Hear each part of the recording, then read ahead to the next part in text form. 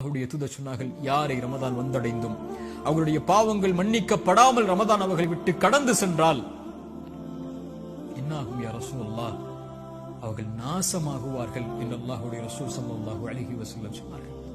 இந்த ரமதான் அல்லாஹ்வுடைய அருளை பெறுவதற்கான மாதம், ரமதான் தொழுகைக்கான மாதம், ரமதான் குர்ஆனுக்கான மாதம், ரமதான் நோன்பிற்கான மாதம். யா பாகியல் கைரி அக்பில், நன்மையில் விரைபவர்களை முன்னேறுங்கள் என்று அழைப்பு கொடுக்கப்படும்.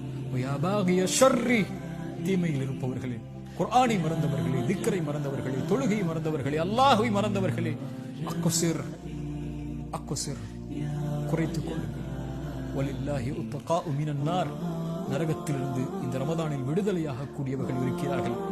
ரசூலுல்லாஹ் சொன்னார்கள், ஒவ்வொரு இரவிலும் சுப்ஹானல்லாஹ் ரமதானை பயன்படுத்துங்கள், கண்ணியத்தோடு ரமதானை கழியுங்கள், அதிகம் நன்மைகளை செய்யுங்கள், அதிகம் வணக்க வழிபாடுகளில், குர்ஆனில், திக்ரில் நன்மைகளை செய்வதில் எந்த நன்மையாக இருந்தாலும் அதை செய்வதற்கு முன்னேறுங்கள்.